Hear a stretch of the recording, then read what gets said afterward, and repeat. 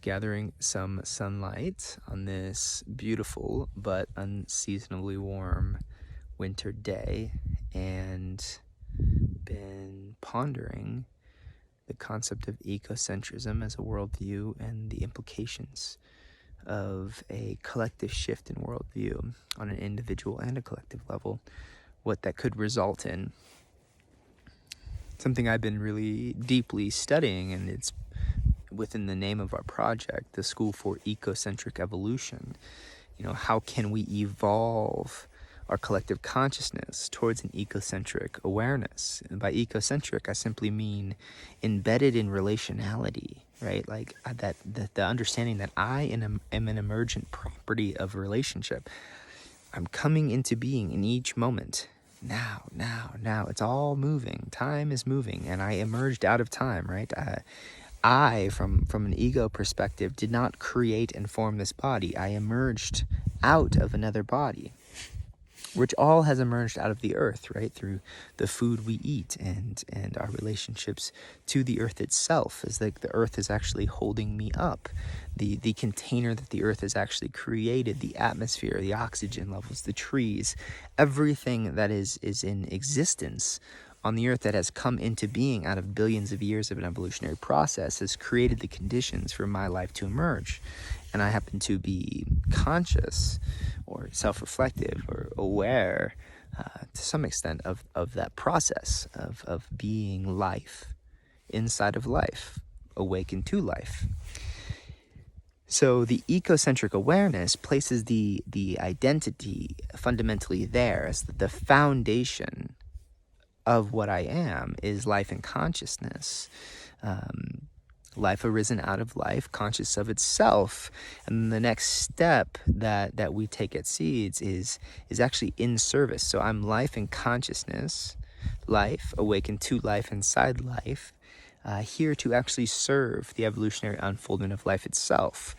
And if we actually look at living organisms, trees, birds, ants, like all sorts of beings that are plants that are arising into this time and place, we can see that each of them fills a niche.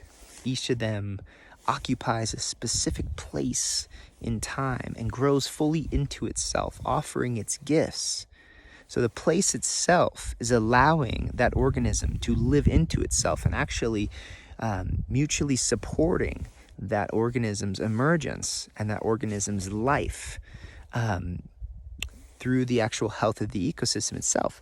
And that individual life is fully living into its full expression of itself, which is in service to the whole.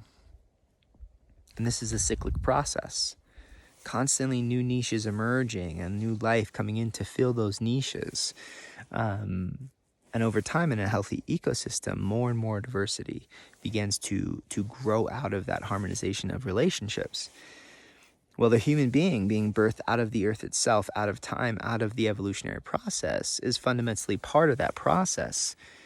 And so if I'm life and consciousness, so if I'm life, conscious and aware of life, and with the unique capacities to imagine future possibilities and encapsulate them in like seeds to plant into time and place and actually grow those future possibilities. Like that's an immense set of gifts that have emerged out of the evolutionary process itself. So if we take those gifts and actually weave them into relationship, start honoring the fact that our life is emergent from all the life around us, and that actually if we are in service to that life, not depreciating our own self-worth, but actually living into our gifts, living into our potential more fully, but in a way that actually serves the relationships of the whole and actually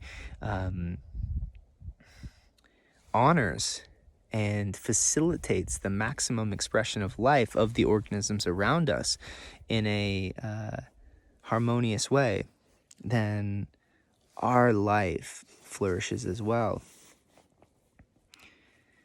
Now, so this is zooming out as the widest perspective, and then also, I am me. I I am in this moment in time, in this unique body, having this particular experience with this unique set of gifts that is a constellation of this life experience, right? So the 31 years of life that this being has lived has created a unique set of a unique personality, a unique set of gifts that is fundamentally here in this time and space to serve the evolutionary unfoldment of the whole as well, through living into those unique gifts fully. Okay, so I hope you're still tracking. But the implications of zooming out to the ecocentric awareness as the base foundation of who we are, again, life and consciousness emergent as a result of relationships, and that the health of those relationships fundamentally impact and determine our possibilities of a full life experience, then we begin to start to transcend the limitations of time.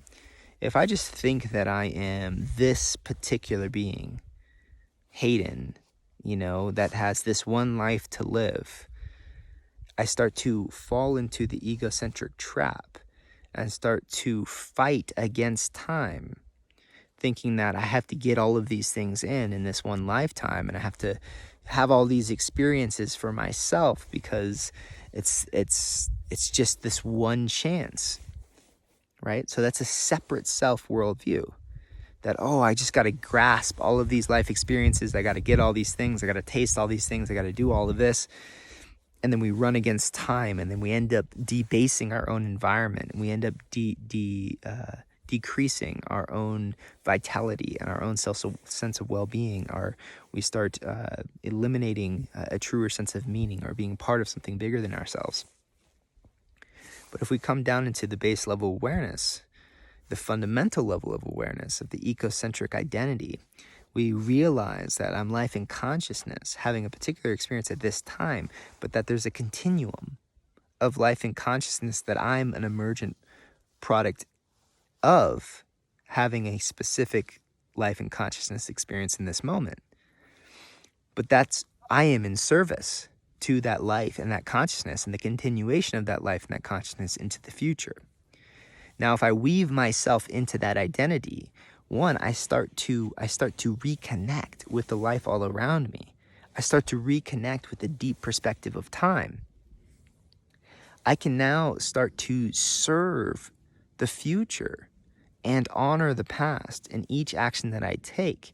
And I don't need to consume all of this stuff in this one life to feel a sense of meaning or belonging, or the experience of being alive. That I can actually start to do the hard work, the multi-generational revolutionary work, for the sake of the future generations, for the sake of the continuance of life itself. And not just the continuance, but the continued emergent experience of life exploring itself consciously in new dimensional ways.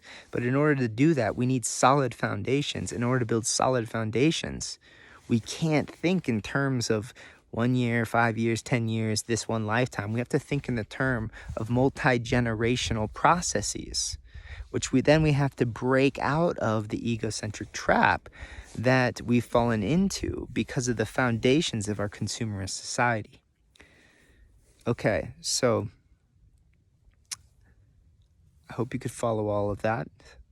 Just some thoughts around ecocentrism. Again, coming down. It's a coming down into the experience of the fundamental nature of who we are.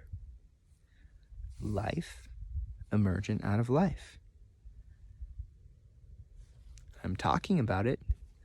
I'm observing it. I'm thinking about it. So there's consciousness, at least what we've defined as consciousness, also existing in this particular moment, in this process.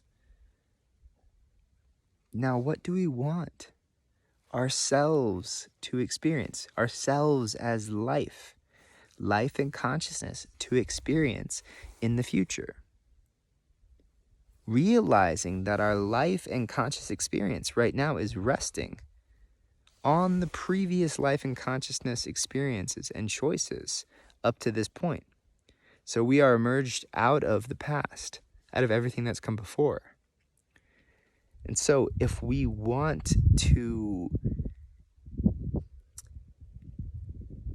improve our own experience, to play with possibilities, I mean, that's what life does, plays with possibilities.